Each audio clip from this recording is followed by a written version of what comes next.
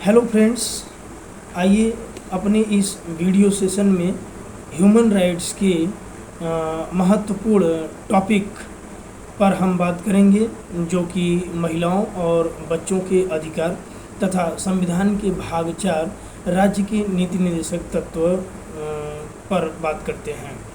तो महिलाओं के अधिकार, महिलाओं की स्वतंत्रता के बारे में अंतर्राष्ट्रीय स्तर पर निम्नलिखित कदम उठाए गए हैं और निम्न करार किए गए हैं, जिस पर हम विस्तार से बात करेंगे। आज भी यदि देखा जाए वर्तमान स्थिति में भी तो महिलाओं और पुरुष में समानता है, समानता नहीं है, असमानता की ज़िंदगी जी रहे हैं। और जबकि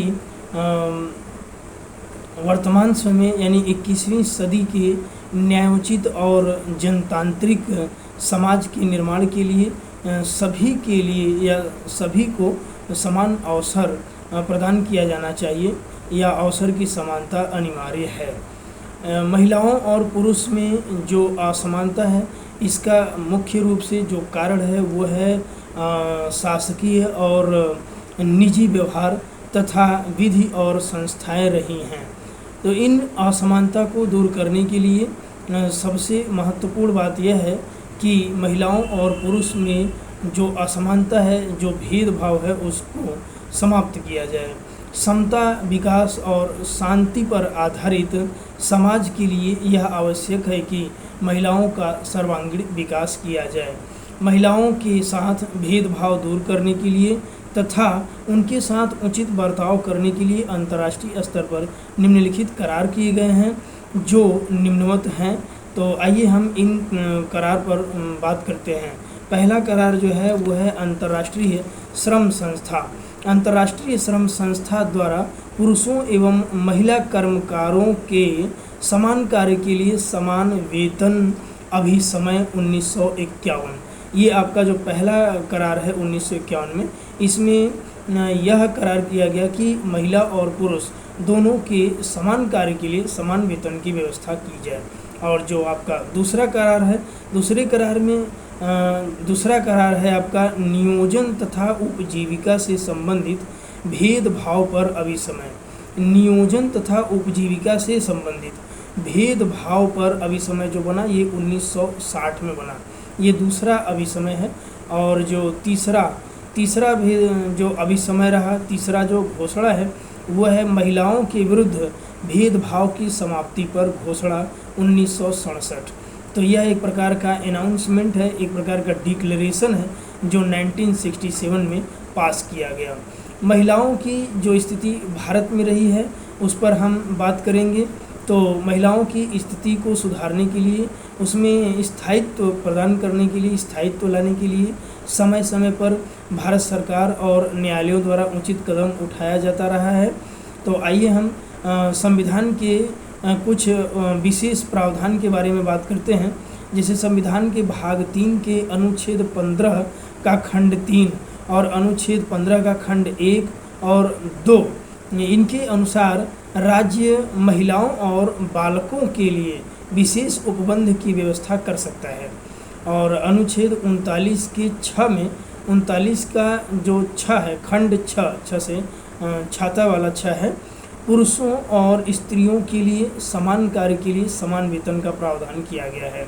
साथ ही साथ संविधान के अनुच्छेद 42 अर्थात संविधान के भाग 4 में राज्य के नीति निर्देशक तत्व के अंतर्गत अनुच्छेद 42 में महिलाओं के लिए प्रसूति सहायता की व्यवस्था किया गया है, जिसमें यह प्रावधान किया गया है कि महिला यदि गर्भावस्था में है, प्रसूत काल के समय उन्हें अवसर प्रदान किया जाएगा, उन्हें अवकाश प्रदान किया जाएगा। और महिलाओं की स्थिति में सुधार लाने के लिए, महिलाओं के अधिकार के लिए, उनके सम्मान के लिए कुछ अधिनियम पास किए गए भारत सरकार के द्वारा, जो कि दहेज प्रतिषेध अधिनियम 1961 है, दहेज प्रतिषेध अधिनियम 1961, सती प्रथा निवारण अधिनियम 1987 और राष्ट्रीय महिला आयोग 1990 है। इसी के साथ बच्चों के अधिकार के बारे में बात करेंगे। तो बच्चों के अधिकार के बारे में भी अंतर्राष्ट्रीय और राष्ट्रीय स्तर पर निम्नलिखित महत्वपूर्ण कदम उठाए गए हैं। इस बारे में अंतर्राष्ट्रीय स्तर पर बच्चों के अधिकार के संरक्षण का विकास 1924 में राष्ट्र संघ के तत्वावधान में संयुक्त राष्ट्र संघ के तत्वावधान में प्रारंभ होता है, जब बच्चों के अधिकार के लिए जिनेवा घोषणा पत्र अंगीकार किया गया। बालक के अधिकारों पर अभिसमय संयुक्त राष्ट्र संघ की महासभा द्वारा बालक के अधिकारों की घोषणा 1959 के अनुसरण में 20 नवंबर 1989 को अंगीकार किया गया है और 2 सितंबर 1992 को प्रवृत्त हो गया। इसी क्रम में भारत के सरकार द्वारा भी बालकों के अधिकार और उनके सर्वांगीण विकास के लिए निम्नलिखित कदम उठाए गए हैं जो निम्नवत हैं। यूनिसेफ एक ऐसी संस्था है जो अंतर्राष्ट्रीय स्तर पर बालकों के अधिकार एवं कल्याण के लिए निम्नलिखित या महत्वपूर्ण कदम उठाया है और इसमें बच्चों के कल्याण के लिए और उनके अधिकार के लिए यह एक प्रकार का महत्वपूर्ण संगठन है। बच्चों के संबंध में जो भारतीय स्थिति रही है तो बालकों के कल्याण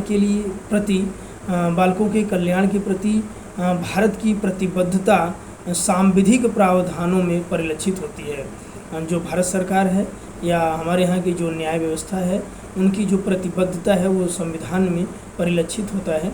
संविधान में देखा जाए तो विशेष रूप से अनुच्छेद 15 के खंड 3 और अनुच्छेद 29 हो गया, अनुच्छेद 39 एवं 45 में प्रावधान किया गया है और इसके साथ ही साथ बालकों के कल्याण के लिए, इनके अधिकार के लिए, इनके सर्वांगीण विकास के लिए कुछ अधिनियम भी पास किए गए हैं। जैसे आपका बाल श्रम प्रतिषेध और विनियमन अधिनियम 1986 है और इसके साथ ही साथ कारखाना अधिनियम 1948 हो गया, खान अधिनियम 1952 हो गया और वाणिज्य पोत अधिनियम 1958 है। इन सभी अधिनियमों के अंतर्गत बालकों के स्वास्थ्य, उनकी शिक्षा और उनकी सुरक्षा को ध्यान में रखते हुए विभिन्न प्रकार के प्रावधान किए गए हैं। तो ये आपके जो ह्यूमन राइट्स के टॉपिक रहे हैं, इसका वीडियो हमने इस वीडियो में इस पर जो हमने विस्तार से बात करी है और इसके साथ ही साथ राज्य के नीति निर्देशक तत्व जो कि भारतीय संविधान के भाग 4 में उपबंध किया गया है। तो इसमें अनुच्छेद 36 से लेकर के 51 तक राज्य के नीति निर्देशक तत्व के बारे में बताया गया है।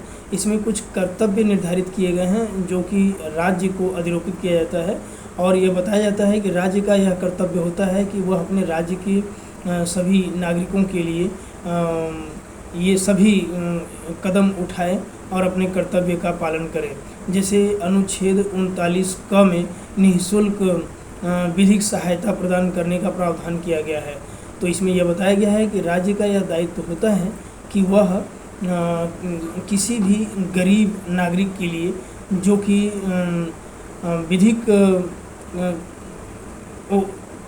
विधिक मुकदमा करने के लिए या फिर कानूनी लड़ाई के लिए सक्षम नहीं है तो उसे सरकारी वकील दिया जाना चाहिए, सरकारी अधिवक्ता प्रदान किया जाना चाहिए जिससे उसे न्याय मिल सके और न्याय की हत्या होने से बचाया जा सके। और साथ ही साथ जैसे अनुच्छेद 42 है तो अनुच्छेद 42 में प्रसूतावस्था में महिलाओं को सहायता की बात बताई गई है, उसमें उन्हें अवकाश प्रदान किए जाने की बात बताई गई है।